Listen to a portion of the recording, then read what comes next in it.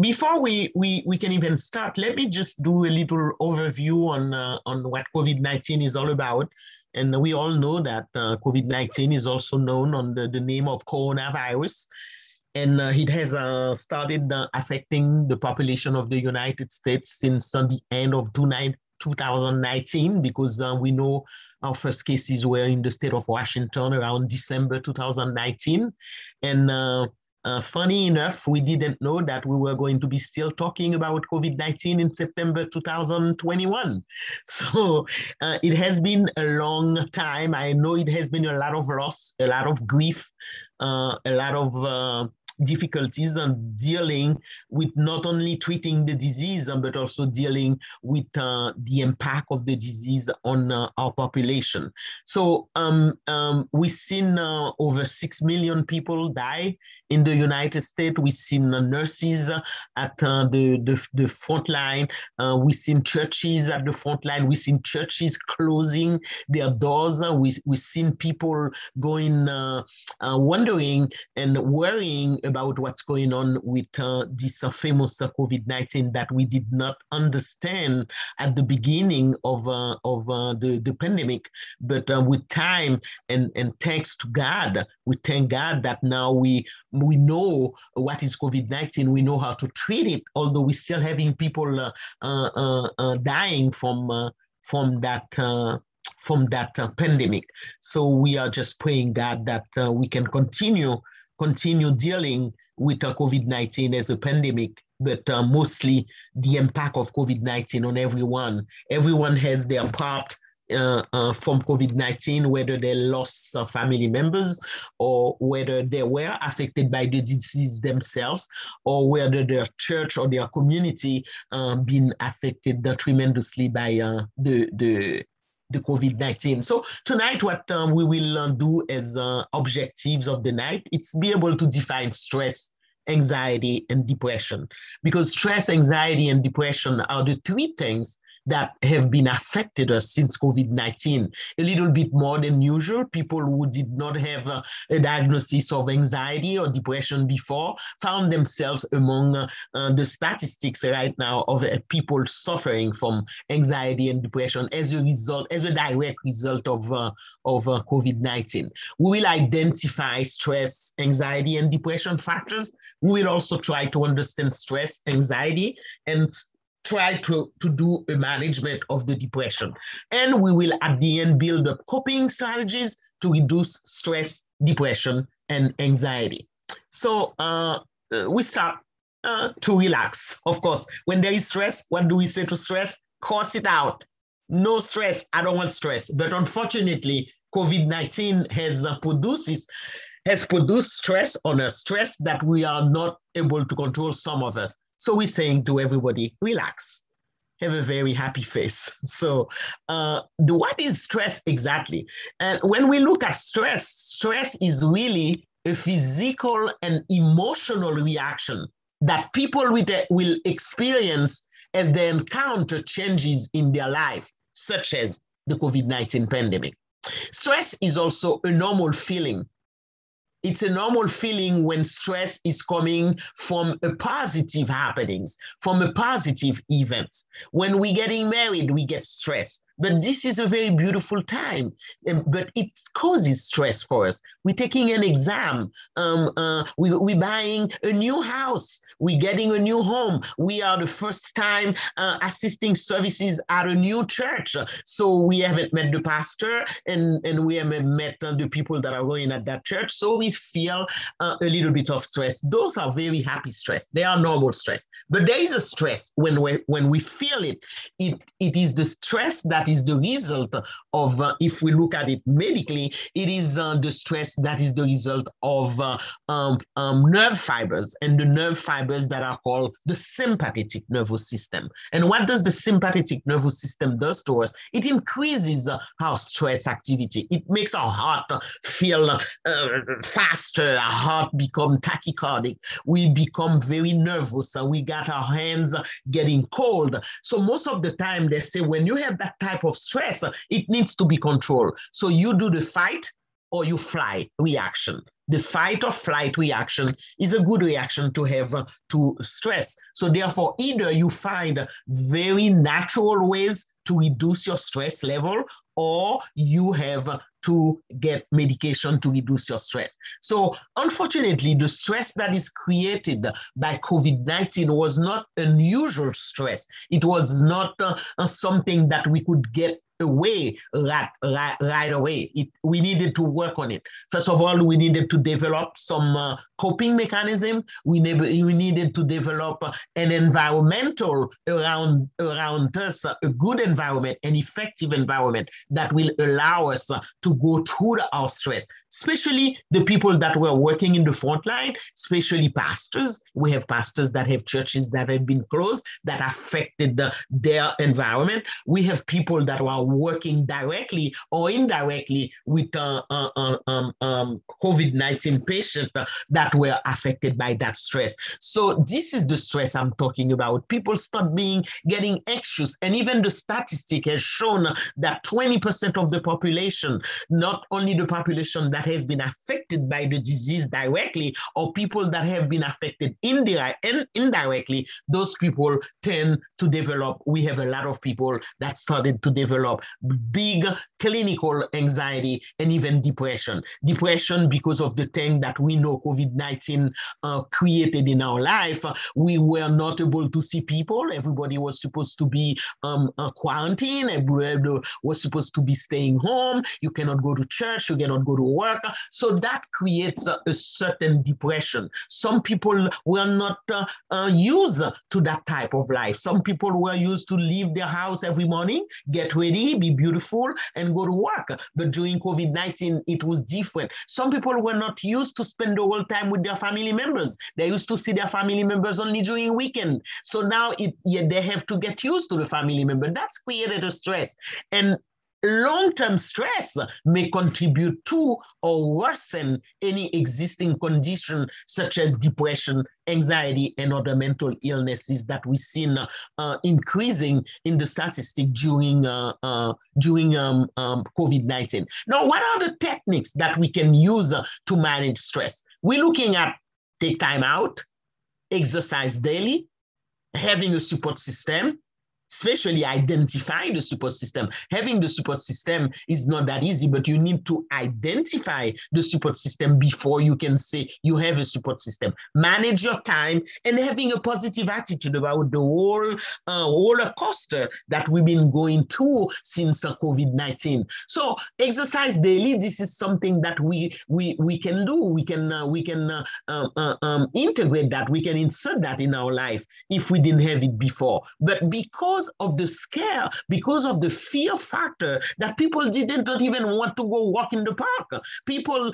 were staying home. They didn't want to walk in the park. Some of the parks were closed at the beginning of COVID-19. So this was something that we could not even do, exercise daily. Take time out. Now, you cannot take time out, especially we're seeing some families that were living in small areas, families that didn't have a big house. And then they have to live with 3, 4 people, 5 people in a 2-bedroom apartment where there is no place to time out. Support system was one thing that we needed to develop and we needed to identify. Most of the time people said, oh, my support system is my family. But if your family is with you all day long, they suffer the same anxiety, they suffer the same stress that you have being home. And you have to become not only mother, you were the housekeeper, you were the person who's supposed to do food at home, and you need to be away from those chores before COVID-19. So during COVID-19, you become everything. You become the person to be a support system for your husband. You become the person to be support system for your family, or even for your neighbor, or even for your church people. So it was a very large responsibility on the back of everyone. Some people have good support system that were not Support system doesn't mean it has to be somebody who is at the same place, at the same geographical location than you. You can identify a support system that you can only use the phone, or you can go, some families who are doing Zoom during the weekend, so they all can use each other as a good support system, and they do Zoom, they go on Zoom, they pray together, they talk to each other. That was releasing their stress time. So the support system in general, it's very good when stress or when anxiety or depression install themselves in your life. So it can be friends and family, it can be someone that you talk to. And a lot of people have developed new friendship to either Facebook or maybe other social media, that they could have somebody they can talk to about what's going on in their life during COVID-19. Now, another thing that we look at for the way to manage stress. How do we manage stress? It's always difficult to answer. Managing stress, it's an individual thing. Not everybody has the same menu or the same the same thing to manage stress. Manage stress, it's an individual action. Some people look at courage. They say, I have to accept COVID-19. I have to accept that I lost neighbors. I have to accept that I lost friends. I have to accept that I lost family members. So therefore, I need courage for that. And the only way I can do that is through probably my spiritual life. And a lot of people have used their spiritual life to gain courage in order to deal with the consequences of COVID-19. Some people start taking responsibility. I am taking responsibility for my mental health. I know when I cannot anymore. I know my limits. I know I have to take time out, whether I'm in a very close environment where I don't have a room, but I need to sit down and make myself empty in my mind and in my psychological a person to say, listen, I need to be quiet for a moment. I need to not be taking care of anybody at this time. I take responsibility for my own management of stress. Awareness is being able to be aware, mindful that you have stress in your life during that time. Awareness of what I can do, awareness what I should do. Is there a book that I can read? Is there a music that I can listen to? Is there a prayer that I can do because I'm aware of what's going on around me? But if you are not aware of what's going on, you are not mindful of your limitation, then it's going to be difficult to deal with your stress. Stress management can be done also by balancing your life. You balance your work life and also your spiritual life and the life that you were having during COVID-19 and even in 2021. Some people are still not back to work yet. Some people are still working half week face-to-face and then the rest of the week at home. We still have not balanced that type of life that COVID-19 has brought us, that change in our society, change in our way to deal with people, change in our way we cannot go out. Right now, it's worse. If you are in the state of New York, you want to go out, you have to present in certain restaurant to be able to eat face-to-face your vaccination card. This is something that you need to balance in your life. Nobody used to ask you for some kind of car or passport to get to eat inside of a restaurant. This is something that we need to get used to. We need to balance the life that we have now because of COVID-19 with the one we used to have before. Physical activity has always been a good way to manage stress. So we talk about exercises, we talk about walking. Now the parks are open, so we are able to go take a walk. And even some gyms are open, so we can go back to do our physical activity, although we have to follow all the precautions that CDC recommends when we go to a gym now. Now, flexibility, it's not only flexibility physically, it's also flexibility mentally. It's be able to change from one way of doing things to another way. Some of us, we are so used to go to work every day from 9 to 5. Now that we have to juggle between going to work 2 days a week and do the rest of the job at home, and we're trying to juggle our schedule with our husband's schedule, with our children's schedule. So it's very difficult. So we need to be flexible. We need to not to complain, because the more you complain, the more you increase your anxiety. The more you complain about the situation, the more you become depressed. The more you missing the old way of living and compare it to the new way of living, you become depressed. So those things are things that are very important. And we are looking at 4 ways to do that. And the 4 ways to do all the stress management that is being recommended by everyone, it's first of all to avoid the situation. Second, to alter the situation. Third, to adapt to the situation. And then fourth, to accept the situation. And most of the time, it's very difficult to do. It's just like a process that is very difficult mentally for a lot of people. Avoid the stress. The stress is right there. The triggers are right there. You avoid them. If you want not to listen to the news, you don't want to listen to CNN all day long. You don't want to know what's going on with COVID-19 today, September 30th, 2021. You can decide to do so. You can decide to shut up the world. You can decide to avoid getting stressed. If somebody is sending you information about the vaccination, still now, people are sending information on WhatsApp, and most of the information on WhatsApp are unfortunately fake news. And we know where that word come before. We heard about fake news a lot. So all of those information that you receive about the vaccination, about what happened with the vaccination, about people that were already vaccinated and they still catch COVID-19, they're not good information. You need to go to the right sources to get your information. You need to get your sources from CDC. You need to go there. That's where you can get good information, so you can avoid those fake news that is in you.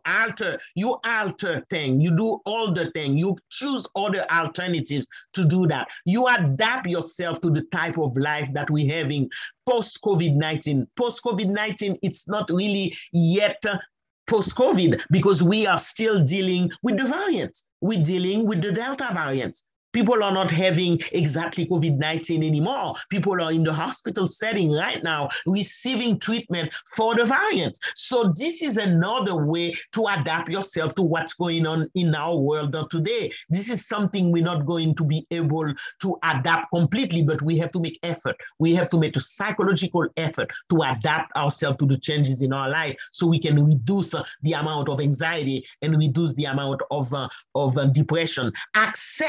Accept is very important. We have to accept life as it is and develop some good coping mechanism in order to be able to deal with the anxiety that we have. And when we look at the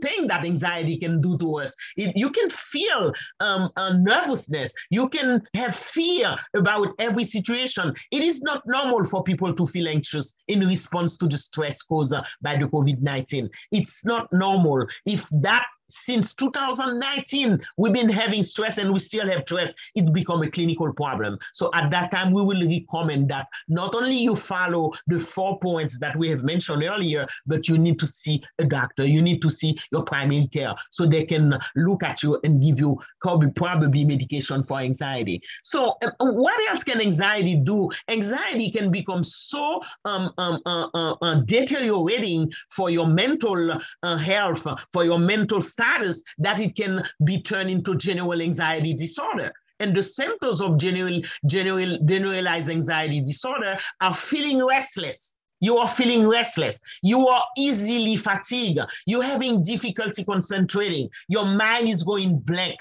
You being irritable, you having muscle tension, you have difficulty controlling feelings of worry, and you having some sleep disturbances. Those are the things that we need to look at now. Right now, I know a lot of people, they're not in the stage of little stress from COVID-19 anymore. They are in general anxiety because they have never been able to control anxiety during the time that COVID-19 was at its beginnings. But panic disorder, everybody is panicking, everybody don't know what to do. And some people are still in the panic mode. Some people are they still don't realize, they still are not mindful, they're still not aware of the situation so they can develop good coping mechanism. And what happened? They have recurrent unexpected panic attacks. So people become panicky for anything. Oh my God, not again. Now it's not COVID-19, it's the Delta variant. No, it's not the Delta variant, it's the Mu variant. This is important. So sudden period of intense fear that can come quickly and reach a peak within minutes. You do not want to get to a panic disorder. So COVID-19 is still here, but you don't get to get panic. Okay, so panic attack symptoms, they're very usual. People go to, and you go to panic attack, you have heart palpitation, you have pounding heartbeat, you have trembling or shaking, you have sensation of shortness of breath, all of those things, sensation of choking, feelings of impending doom, something is going to happen. You have anticipatory grief for something that you think it's going to happen, it's not happening. So especially with the people, I know I'm dealing with some people who never took the vaccination, people that did not consider taking the vaccination. Now they see people still dying from COVID-19 and they are wondering themselves, shall I take it? Will I take it? What do I do? And they feel like, if I don't take it, maybe I die. If I don't take it, maybe I have the Delta variant. So please think about it. Put your mind together, sit down and be aware and be mindful